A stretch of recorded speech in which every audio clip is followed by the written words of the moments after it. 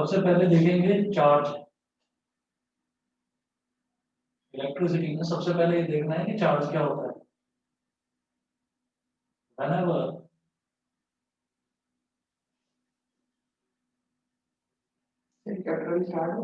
हाँ स्टार्ट कर दो ना आपसे।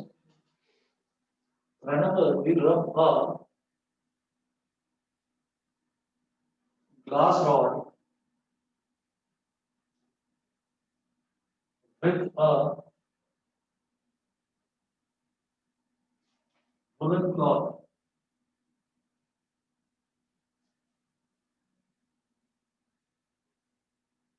and then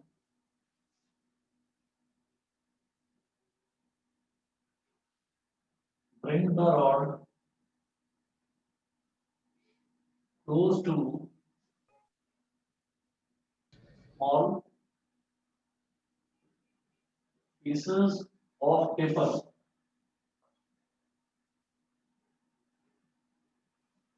Small pieces of paper and draw and bring the rod close to small pieces of paper. We find that these pieces get attracted towards the rod.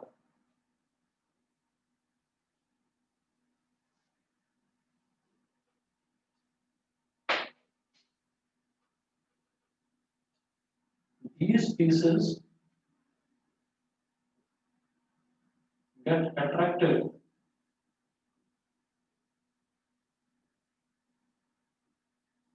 because of a static charge developed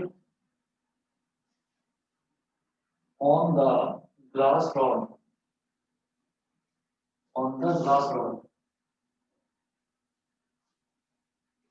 हमने glass rod ली, उस glass rod को हमने अपने जो ये एक woollen cloth है, woollen cloth से हमने रब कर दिया खूब अच्छे से, उस पर उसको हमने घिस दिया। या हमने क्या करा कि ग्लास रॉड को लिया और हमने अपने बालों पर उसको घिसा। तो क्या होता है कि उसके ऊपर एक स्टैटिक चार्ज डेवलप हो जाता है। चार्ज क्या है उसको हम देख नहीं सकते, वो दिखाई नहीं देता, वो उसके ऊपर डेवलप होने वाली एक चीज है। तो जब चार्ज उसके ऊपर डेवलप हो गया, छोटे छोटे हमने कागज के टुकड़े वो चारों तरफ हमने फैला दिए, और हम उस ग्लास रॉड को जब उसके पास लेकर आते हैं तो हम ये देखते हैं वो जो कागज के टुकड़े हैं वो अट्रैक्ट हो जाते हैं ग्लास रॉड की तरफ। तो वो जो अट्रैक्ट होते हैं वो अट्रैक्ट होते हैं इसी स्टैटिक चार्ज की वजह से। स्टैटिक चार्ज का मतलब होता है charges by virtue of rest. जब चार्जेस रेस्ट की वजह से होते हैं तो हम उसको स्टैटिक चार्ज बोलते हैं, और जब चार्जेस मोशन की वजह से होते हैं तो उसको हम डायनामिक चार्ज बोलते हैं। ठीक है ना। तो हम ये कहते हैं charges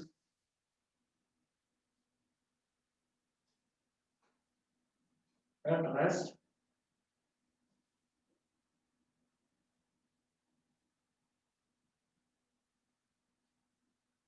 are called static charge.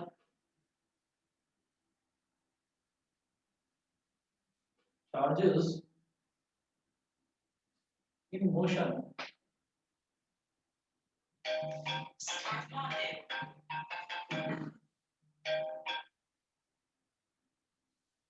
charges in motion are called dynamic charge.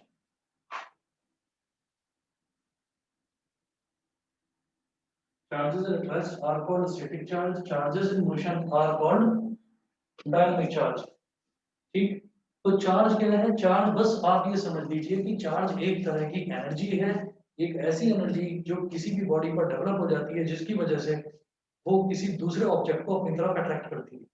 Sir हम लोग ये कैसे डिफाइन करेंगे कि कोई चीज स्टैटिक चार्ज में या डायनामिक चार्ज में? स्टैटिक चार्ज या डायनामिक चार्ज का ऐसे पता चलता है कि जब हम ये कहते हैं कि हमने ये ग्लास रॉड को लिया और ग्लास रॉड को वुडन क्लॉथ पर रब कर दिया। ठीक है, तो ग्लास रॉड कैसे है? ग्लास रॉड रेस्ट में है, ग्लास रॉड रेस्ट में है, तो हम ये कहेंगे कि वो स्टैटिक चार्जेस है। दूसरा हम ये कहते हैं कि जब हम इलेक्ट्रिसिटी की बात करते हैं तो इलेक्ट्रिसिटी में हमारे पास जो मेजरली जो करंट फ्लो करता है वो डायनेमिक चार्जेस की वजह से करता है। तो डायनेमिक चार्जेस भी हमको दिखाई तो देते नहीं। भाई वायर के अंदर क्योंकि से सर क्योंकि वो भी चीज में जा रही है वो भी तो रेस्ट में है। भाई वायर के अंदर से करंट फ्लो कर रहा है तो वायर भी रेस्ट में है। लेकिन क्या है कि हम जब उसके सबएटॉमिक पार्टिकल्स यानी कि इलेक्ट्रॉन्स को देखते हैं तो इलेक्ट्रॉन्स का फ्लो शुरू हो जाता है उसमें। तो वो खुली आंखों से नहीं देखा जा सकता। वो माइक्रोस्कोप से देखते हैं तो हम कहते हैं कि हाँ यहाँ पर इलेक्ट्रॉन्स मोशन में है। तो इस वजह से जो चार्ज डेवलप हो रहा है उसको हम इलेक्ट्रॉनिक्स बोलते हैं। वो इलेक्ट्रॉन्स की वजह से है।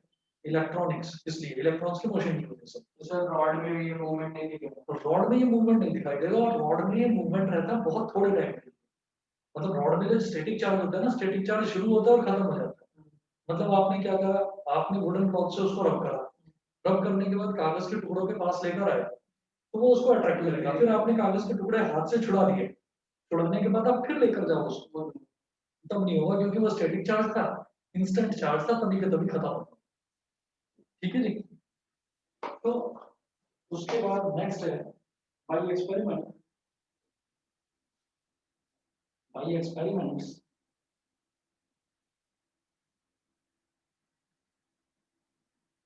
it has been found that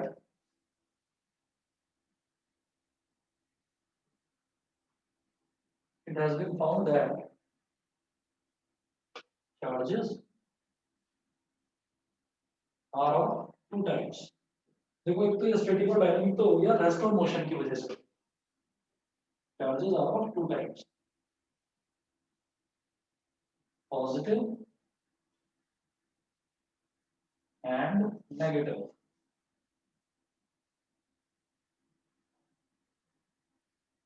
दो तरीके के चार्जेस होते हैं, पॉजिटिव चार्ज और नेगेटिव चार्ज।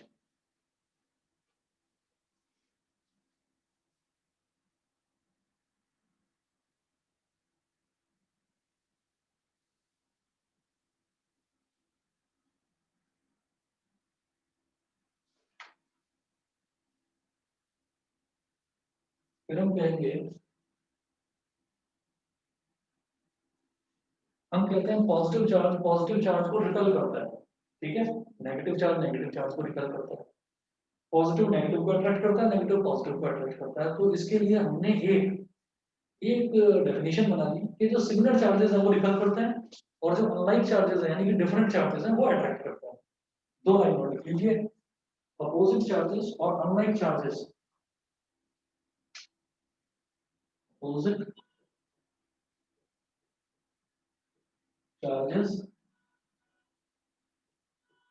और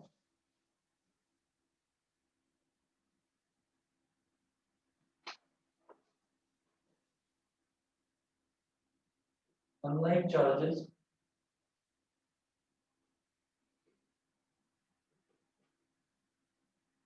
attract each other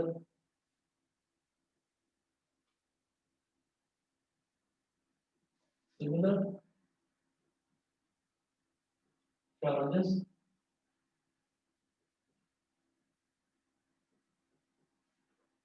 or like charges repel each other.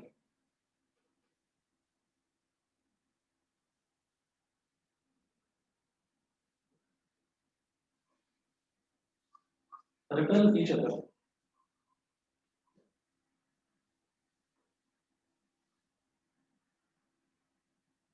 Charge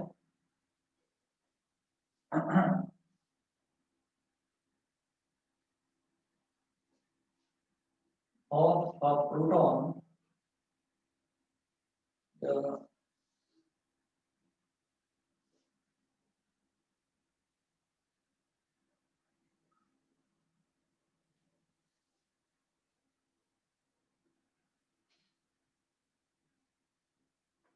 SI unit of charge is coulomb. Charge of a proton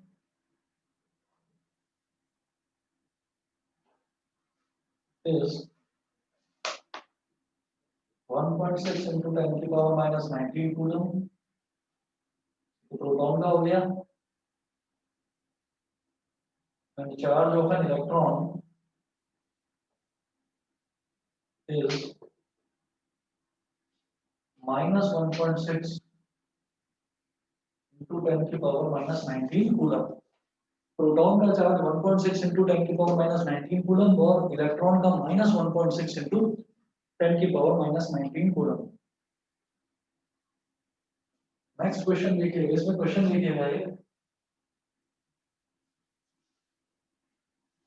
calculate the number of electrons, calculate the number of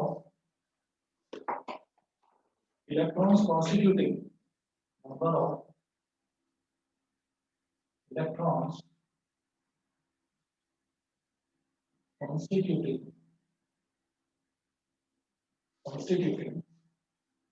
1 coulomb of charge, 1 coulomb of charge। ये find out करना है मेरे को कि 1 coulomb of charge, एक coulomb में कितने electrons होते हैं, या हम ये कहें कि कितने इलेक्ट्रॉन्स मिलकर एक कूलम चार्ज बनाते हैं। तो इसको बिल्कुल जैसे आप यूनिटरी मेथड जानते हैं, बचपन से ही मैथ्स में करते आए हैं यूनिटरी मेथड की, 5 टॉफीज अगर 10 रुपीज की हैं तो एक टॉफी कितने की हो गई, 2 रुपीज की होगी। तो वो जो यूनिटरी मेथड है वो कैसे निकालते हैं कि इसमें नोट करने की जरूरत नहीं है, तो एग्जांपल के तौर पर बता रहा हूँ कि 5 टॉफीज ये अगर 10 रुपीज की हैं तो 1 टॉफी की कॉस्ट आप कैसे निकालते हैं, 1 का मतलब यूनिट, तो यूनिट के लिए आप कैसे निकालते हैं कि जो 5 है ये 10 के नीचे चला जाता है ना। तो ये हो गया 2 rupees. I have to just two. अब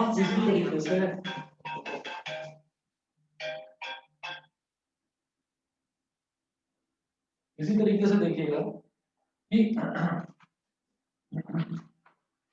number of electrons constituting 1 coulomb of charge, तो हम ये कहेंगे कि एक कूलम में कितने इलेक्ट्रॉन होते हैं। तो हम ये कहेंगे, ये तो आपको समझाने के लिए बताया था, इसको नोट करो या ना करो कोई फर्क नहीं पड़ता। यहाँ हम कहेंगे 1.6 into 10 की power minus 19 coulomb of charge is equal to 1 electron. ये चार्ज कितने इलेक्ट्रॉन में होता है हमने देखा ना अभी। तो भाई 1 मिनट वेट करिए, मेरा ना वीडियो पॉज होगा। Okay, sir. हाँ जी, आवाज आ रही है मेरी?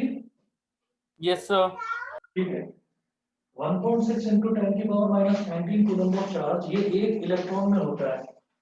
तो 1 कूलम का मतलब क्या हो गया, वही देखो 5 टॉफी 10 रुपए की थी तो एक कितने की हो गई, 5 इसके नीचे ले गए डिनोमिनेटर में, तो 1.6 into 10 की पावर minus 19 1 के नीचे ले दो, तो 1 कूलम में पता चल जाएगा कितने इलेक्ट्रॉन्स होते हैं। समझ गए? Yes, sir. 1 coulomb of charge is equal to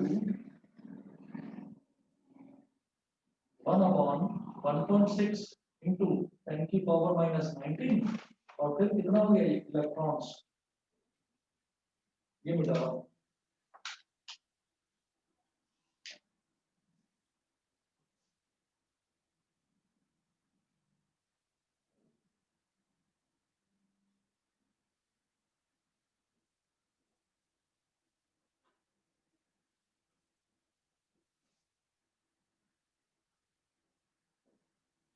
अब जरा देखिएगा, जैसे 10 की पावर minus 19 है ये तो ऊपर चला जाएगा, 1 upon 1.6 है, ये हो गया 10 की पावर 19, पॉइंट गया 10 ऊपर आ गया, हाँ 10 हो गया। अब एक काम करो, यहां से 2 जीरो और ले लो, तो 10 तो है इसके आगे 2 जीरो और लगा, 1000 हो गया, और 10 की पावर 19 में से 2 जीरो ले लिया तो यहाँ पे कितना बचेगा, 10 की पावर 17 बिल्कुल ठीक, अपॉन 16 से ये डिवाइड हो जाएगा। कैसे करते हैं देखिए, 16 6 62.5, एक काम करते हैं, इससे 3 जीरो ले लो, एक जीरो और डेली 10 की पावर 16 तो आएगा। तो 16 6 96, 100 माइनस 96 कितना हो गया? 4 4 0 40, 16 2 कितना 32, 40 माइनस 32 हो गया 8, 8 0 80, 16 5 80। तो 625 into 10 की पावर 16 इलेक्ट्रॉन्स। बताइए जी, क्लियर है? Yes, sir. सर मेरी वैल्यू 62.5 into 10 की पावर 17 आ रहा होगा। हाँ बस। और बुक में देखो तो बुक में आंसर दे रखा है 6.25 into 10 की पावर 18, वो भी ठीक है। ठीक है, बताइए जी, सभी को क्लियर है? Yes, sir. ठीक है, चलिए Yes, sir. ठीक है जी, आगे बढ़ते हैं।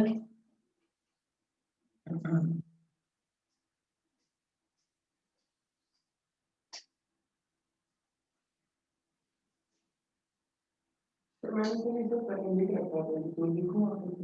हाँ, सर मैंने सर ये सब पहले लिख रखा तो लिखूँ फिर वापस? मर्जी है, कोई बात नहीं। आपने पहले भी कहा था ना। हाँ, वो मर्जी है, दोबारा लिखो, रिवीजन हो जाएगा।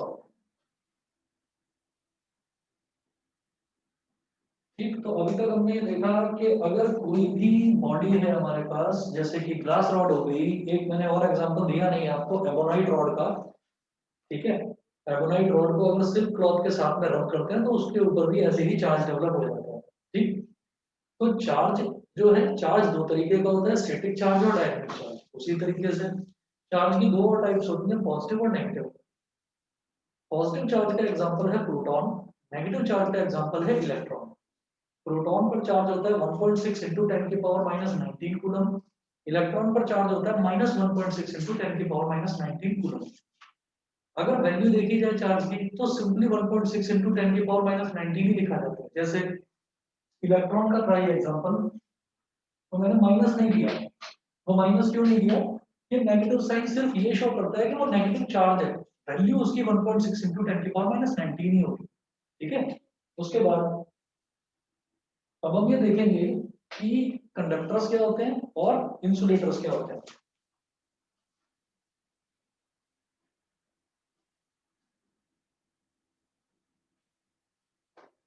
मैं ये चैप्टर शुरू से पढ़ा रहा हूँ, किसी भी बच्चे को कोई भी टॉपिक ना आए ना समझ में, दोबारा पूछ लेना। Okay, sir. हाँ जी,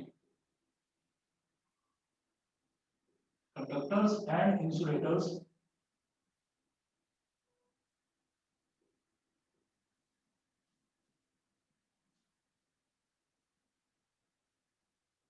substances through which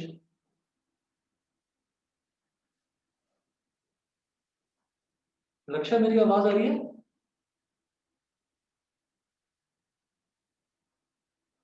लक्ष्य, मेरी आवाज आ रही है तुम्हें?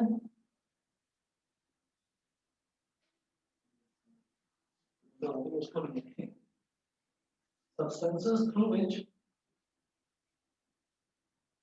electric charges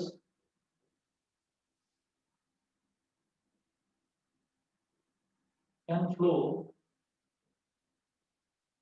are called conductors.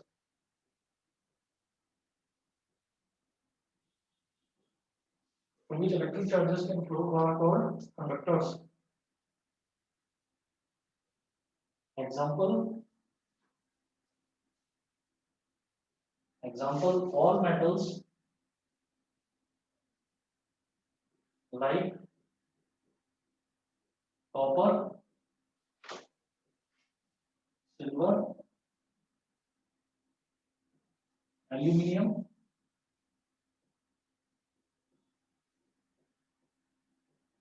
etc. ठीक है, इसी तरीके से ये तो कंडक्टर्स हो गए, जिनमें से इलेक्ट्रिक चार्जेस फ्लो नहीं कर सकते या जिसमें से इलेक्ट्रिसिटी फ्लो नहीं करती, उनको हम बोलते हैं इंसुलेटर्स। नेक्स्ट है substances through which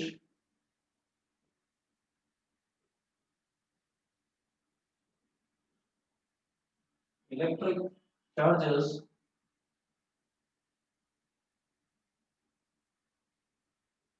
can not flow are called insulators. Example, glass, rubber, plastic, etc. Glass, rubber,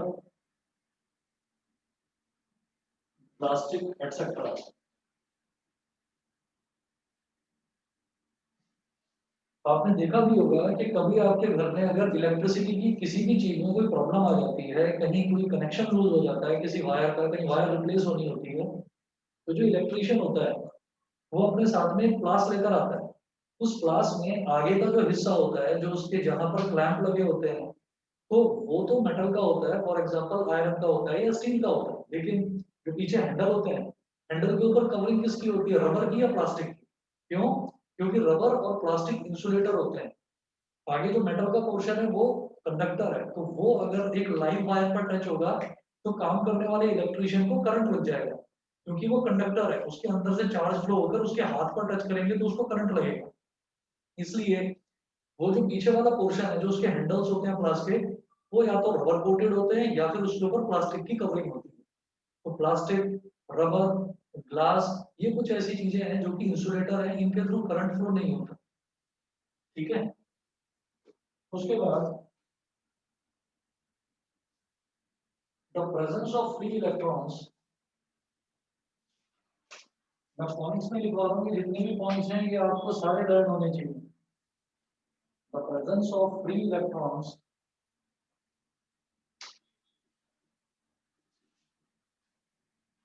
in a conductor, the presence of free electrons in a substance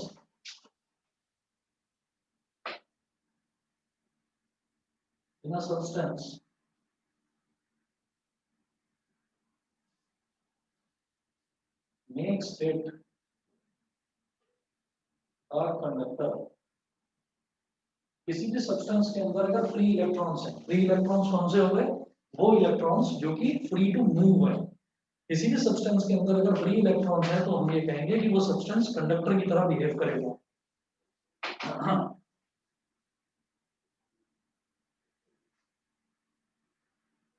उसके बाद हम ये कहेंगे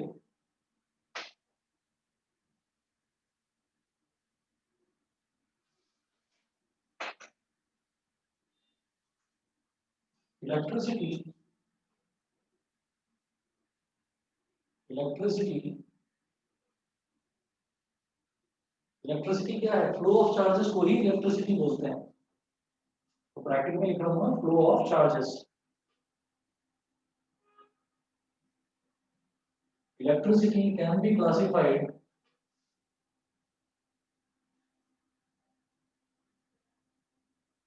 into two types.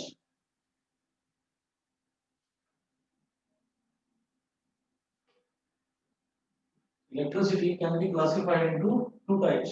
First है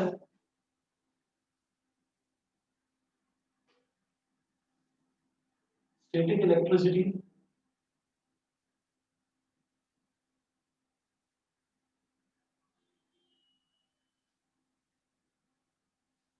Static electricity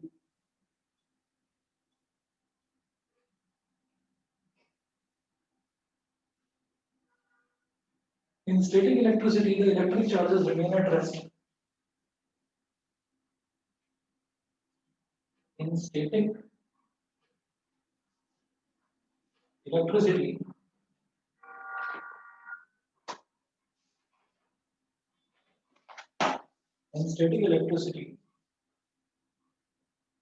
the electric charges remain at rest.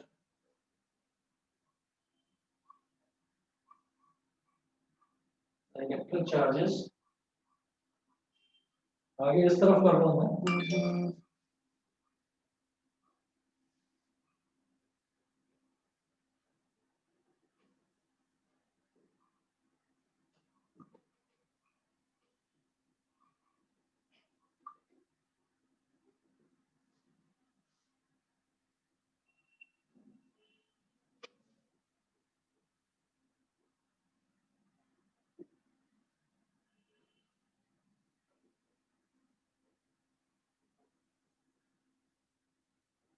In static electricity, the electric charges remain at rest. अगर charges हमारे rest में होते हैं ना, या कोई भी चीज अगर रेस्ट में है तो उसको हम बोल देते हैं स्टेशनरी और stationery.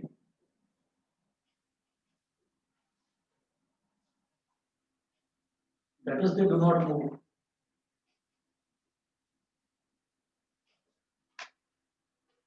That is, they do not move. इसका एग्जांपल वही जो बिल्कुल शुरू में बताया था मैंने आपको, ग्लास रॉड वाला एग्जांपल है। The charge required by a glass rod ripped with a silk cloth.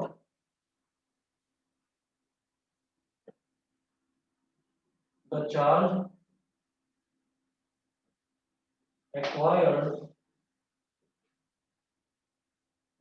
acquired by a glass rod rubbed with a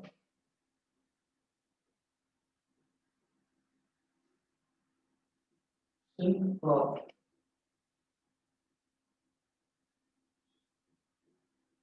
Second, the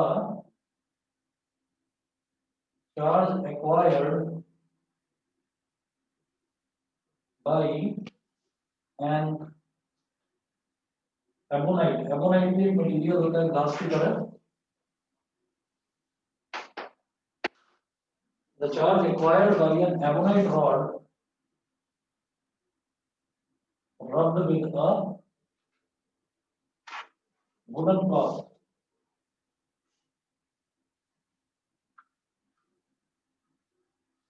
The charge acquired by an ebonite rod rubbed with a woolen cloth। एक तो ये हो गया, ये तो हमारे हो गए स्टेशनरी चार्जेस या स्टैटिक चार्जेस के एग्जांपल। उसके बाद देखते हैं हम दूसरा होता है। फर्स्ट तो स्टैटिक इलेक्ट्रिसिटी है, दूसरे को हम बोलते हैं जो डायनामिक यानी कि जो मोशन वाली होती है उसको हम बोलते हैं करंट इलेक्ट्रिसिटी। सेकंड होती है करंट इलेक्ट्रिसिटी। सर ये डायनामिक और स्टैटिक सेम होगी? एक ही बात है, डायनामिक और करंट एक ही बात है। स्टैटिक को स्टैटिक ही बोलते हैं, डायनामिक को डायनामिक इलेक्ट्रिसिटी या करंट इलेक्ट्रिसिटी। करंट का मतलब भी होता है मोशन। जैसे हम कहते हैं ना, करंट का मतलब मोशन से होता है। अगर पानी की लहर की बात करें तो उसको भी करंट बोला जाता है। सुना होगा मैथ्स में पढ़ा होगा, स्ट्रीम या current, speed of current, speed of stream, है ना। तो करंट मतलब anything which is in motion. तो करंट इलेक्ट्रिसिटी में देखिएगा, in current electricity the electric charges are in motion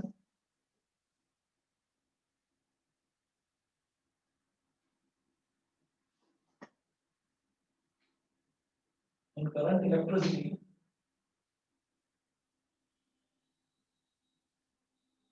the electric charges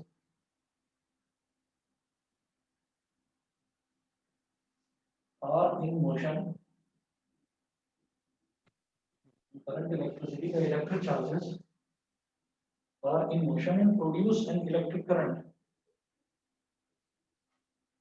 and produce an electric current।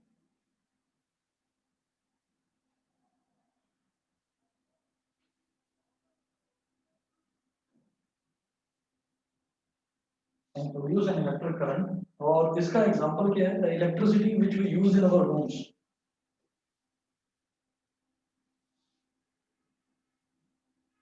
The electricity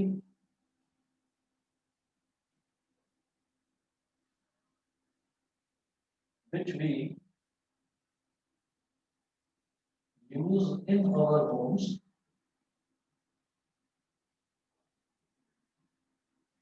is current electricity।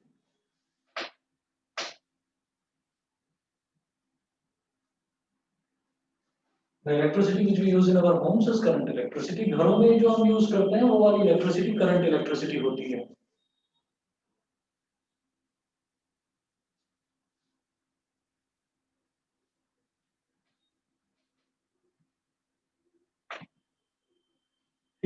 यहाँ तक सभी को क्लियर है? एक एक चीज बताइए। Yes, sir. रुद्रांश क्लियर है? पार्थ, दिवस, यस सर क्लियर है। ठीक है। लक्ष्य, अक्षत,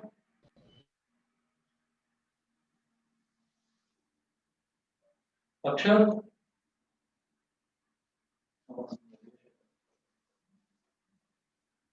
चलिए जी, तो नेक्स्ट टॉपिक देखते हैं, इलेक्ट्रिक पोटेंशियल।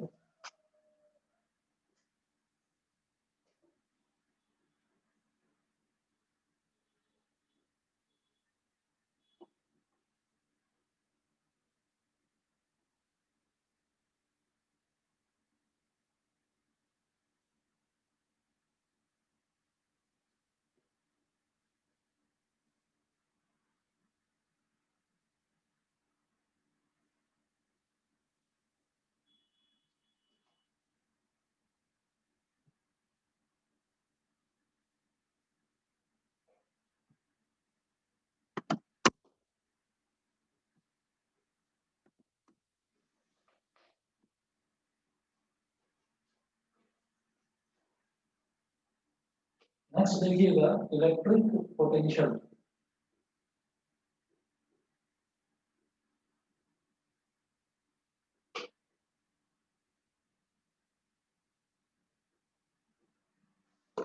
इलेक्ट्रिक पोटेंशियल की पहली डेफिनेशन लिखिए सबसे पहले। The electric potential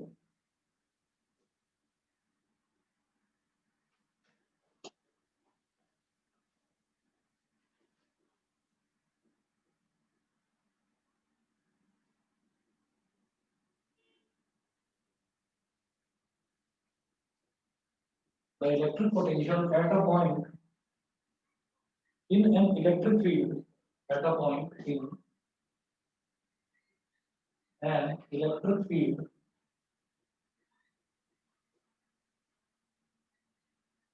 the electric potential at a point in an electric field is defined as the work done is defined as the work done in moving a unit positive charge, work done in moving a unit positive charge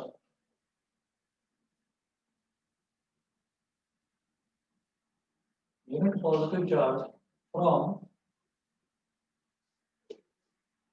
unit positive charge from infinity to that point, from infinity to that point,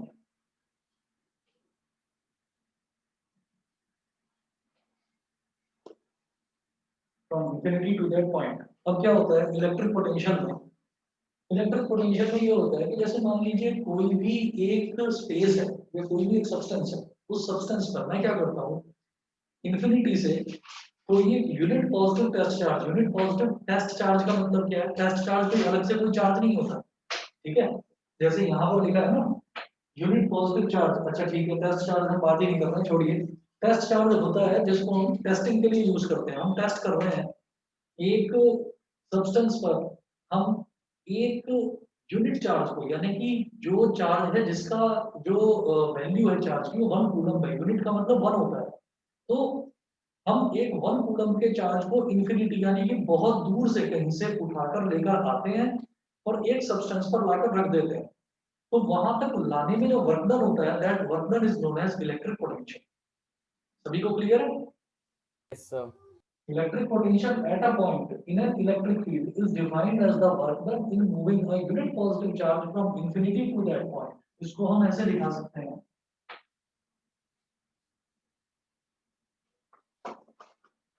ये जो reason है ना, ये जो मैंने एक space बना दिया, इस स्पेस को मैं बोलूंगा इलेक्ट्रिक फील्ड। और बहुत ज्यादा डिटेल में हमें ये तो करना नहीं है कि इलेक्ट्रिक फील्ड होता क्या है, तो इलेक्ट्रिक फील्ड में आपको शॉर्ट में बता देता हूँ। क्या होता है कि अगर मान लीजिए मैं किसी मैग्नेट की बात करता हूँ, तो मैग्नेट के चारों तरफ हम मैग्नेटिक फोर्स ऑफ अट्रैक्शन को महसूस कर सकते हैं कि मैग्नेट के चारों तरफ अगर हम किसी भी आयरन को, स्टील को, कोबाल्ट को, ऐसे किसी मटेरियल को लेकर जाते हैं ना, तो क्या होगा कि it gets attractive towards that magnet. क्यों अट्रैक्ट होती है? वो मैग्नेटिक फील्ड में आते ही मैग्नेटिक आइटम जो भी है, चाहे वो आयरन है, चाहे कोबाल्ट है, चाहे स्टील है, मैग्नेटिक मटेरियल का मतलब जो भी मटेरियल मैग्नेट की तरफ अट्रैक्ट होता है, तो वो मैग्नेटिक फील्ड में आते ही वो अट्रैक्ट होने लगेगा।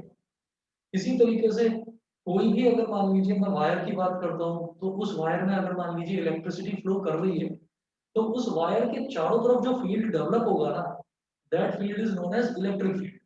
तो आप ये समझ लीजिए कि एक ऐसा फील्ड जहां पर इलेक्ट्रिक चार्जेस की प्रेजेंस को महसूस किया जा सके, उसको हम बोलते हैं इलेक्ट्रिक फील्ड। ठीक। जो ट्रांसफॉर्मर्स होते हैं, ट्रांसफॉर्मर्स के चारों तरफ एक बाउंड्री बना दी जाती है। वो बाउंड्री इसीलिए बनाई जाती है ताकि कोई भी अनजाने में कोई भी ह्यूमन बीइंग वहां पर ना पहुंच जाए, नहीं तो उसके चारों तरफ एक इलेक्ट्रिक फील्ड डेवलप हो जाता है। ट्रांसफॉर्मर में इलेक्ट्रिसिटी को कन्वर्जन का काम होता है ट्रांसफॉर्मर के अंदर। तो हम ये कहते हैं कि अगर उसके चारों तरफ कोई भी इंसान पहुंच जाएगा, तो उसके चारों तरफ एक इलेक्ट्रिक फील्ड होगा, तो वो इंसान उससे चिपक सकता है। कहते हैं ना कि लाइट से या बिजली से चिपक गया। वो इसीलिए बोलते हैं कि वो उस इलेक्ट्रिक फील्ड में पहुंच गया, तो वहां पर इलेक्ट्रिक फील्ड इतना ज्यादा स्ट्रॉन्ग था, उसने उसको खींच लिया अपनी तरफ। तो सर जो हमारी बॉडी जो इलेक्ट्रिक हाँ, वो अट्रैक्ट करती है। क्यों? क्योंकि हमारी बॉडी में कोई ना कोई चीज जहां पर भी फ्लो कर रही होगी ना, तो समझ लेना कि वो इलेक्ट्रिसिटी को कंडक्ट कर जाएगा। हमारी बॉडी में ब्लड लगातार फ्लो करता रहता है, वाटर लगातार फ्लो करता रहता है, तो उसकी वजह से छोटे छोटे आयंस होते हैं जो कि फ्लो करते हैं। तो वो इसी वजह से हमारी बॉडी जो है अट्रैक्ट करती है। ठीक है। तो हमने ये कहा कि ये इलेक्ट्रिक फील्ड ऐसा है कि इस एरिया में इलेक्ट्रिसिटी की प्रेजेंस को महसूस किया जा सकता है। तो हमने इंफिनिटी से, यहाँ इंफिनिटी से हमने एक चार्ज को यहाँ पर लेकर हम आए, तो जो वर्क डन होगा ना, work done from bringing that positive charge from infinity to a point, this work done is called electric potential. Sir जो इलेक्ट्रिक फील्ड है वो वहाँ पहले से होगी। हाँ, वो पहले से ही होगी। इलेक्ट्रिक फील्ड पहले से पता है क्या होगी कि यहाँ पर कोई वायर जा रहा होगा, तो उस वायर के चारों तरफ जो एरिया होता है वो इलेक्ट्रिक फील्ड कहलाता है। ऐसे और सर चार्ज को लाने से कौन सा चार्ज को लाने से मतलब ये है कि हम बाहर से, कहीं से बहुत दूर से, इंफिनिटी वाले पॉइंट से एक नया चार्ज लेकर आ रहे हैं उस इलेक्ट्रिक फील्ड। हाँ, तो उसको लाने में कितना वर्क करना पड़ा, that is known as electric potential. ठीक।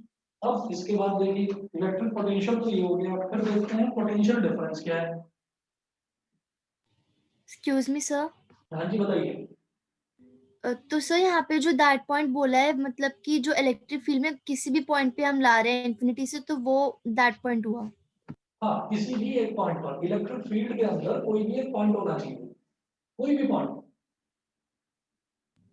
उस पॉइंट पर अगर मैं एक चार्ज को इंफिनिटी से लेकर आता हूँ, तो उस चार्ज को इंफिनिटी से उस पॉइंट तक लाने में जो वर्क डन करना पड़ता है, उसी को बोलते हैं इलेक्ट्रिक पोटेंशियल। समझ गए? Yes sir. चलिए जी। उसके बाद देखिएगा, उसके बाद अगला जो है वो है पोटेंशियल डिफरेंस। इलेक्ट्रिक पोटेंशियल से ही रिलेटेड है वो भी।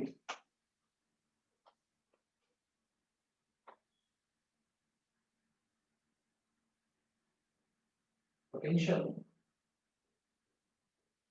Difference.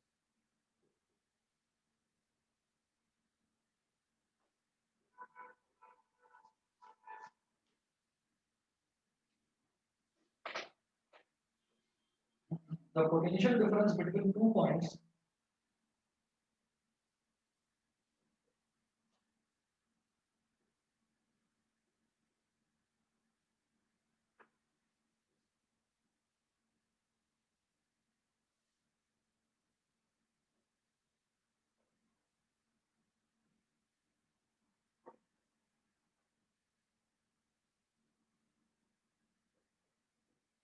the potential difference between 2 points in an electric circuit,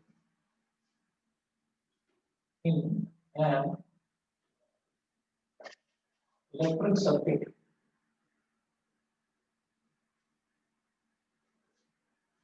the potential difference between 2 points in an electric circuit is defined as the amount of work done is defined as the amount of work done is defined as the amount of work done in moving a unit charge in moving a unit charge from one point to the other point, from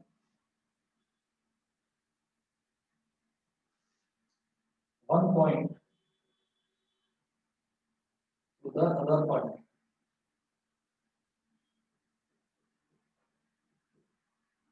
From one point to the other point. अब क्या है? The potential difference between two points in an electric circuit. एक electric circuit में जो potential difference है उसको किस तरह से डिफाइन करते हैं? Is defined as the amount of work done in moving a unit charge from one point to other point. अब आप ये देखिएगा कि मैं इंफिनिटी से एक चार्ज को लेकर आया पॉइंट ए पर, ठीक है, और फिर इस इलेक्ट्रिक फील्ड में फिर इस पॉइंट चार्ज को मैं ले गया यहाँ पॉइंट बी पर, इसी इलेक्ट्रिक फील्ड में इस चार्ज को जो मैं इंफिनिटी से लेकर आया था यहाँ पर, इसको यहाँ से उठाकर यहाँ ले गया, तो यहाँ से लेकर यहाँ तक जाने में जो वर्क डन करना पड़ा, this is known as potential difference. समझ गए? और डेफिनेशन से भी एक बार पढ़ें दोबारा तो डेफिनेशन से भी चीज क्लियर हो जाएगी। दोबारा बोलता हूं मैं, the potential difference between two points in an electric circuit, तो between two points क्या हो गया, A और B, is defined as the amount of work done in moving a unit charge from one point to the other point. Unit charge ये तो था, unit charge यानी कि 1 कूलम वाला चार्ज जिसको इंफिनिटी से उठाकर यहाँ लाया था, इस पॉइंट से उठाकर यहाँ तक ले जाने में जो वर्क करना पड़ा, this is known as potential difference. बताइए क्लियर है सभी को? Yes, sir. Yes, sir. और हाँ जी, इसको हम बोलते हैं potential difference is equal to work done upon quantity of charge moved.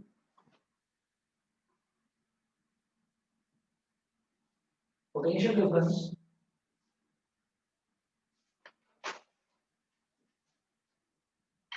is equal to work done upon quantity of charge moved। ठीक है, पोटेंशियल डिफरेंस को हम बोलते हैं V।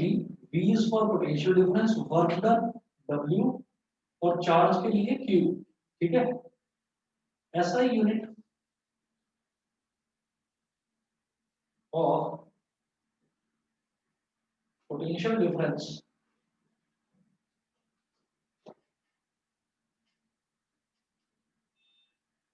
is volts। शॉर्ट में V बोल देते हैं, मतलब इसका सिंबल भी V है और इसकी जो यूनिट होती है वो भी V होती है। ठीक है, और पोटेंशियल डिफरेंस को हम एक चीज और बोल देते हैं, इसको वोल्टेज भी बोल देते हैं, इसको वोल्टेज भी बोल देते हैं। वर्क डन का आप जानते ही हैं, वर्क डन की यूनिट क्या होती है, जूल, और चार्ज की यूनिट क्या होती है, कूलम। ठीक है, बस ही इतना कर लीजिए, बाकी कल कराता हूँ कंटिन्यू। और W अपॉन कूलम, हाँ जूल अपॉन कूलम, जूल पर कूलम, जूल पर कूलम बोल दो या वोल्ट्स बोल दो, एक ही बात है। ठीक है, बाकी बेटा कल करवाता हूँ। और शाम वाले बैच में ह्यूमन आई वाला चैप्टर स्टार्ट करवाई दिया था, डिस्पर्जन ऑफ लाइट तक हमने करा था, आगे कंटिन्यू करते हैं शाम को। ठीक है, Okay, sir. चलिए जी, ओके।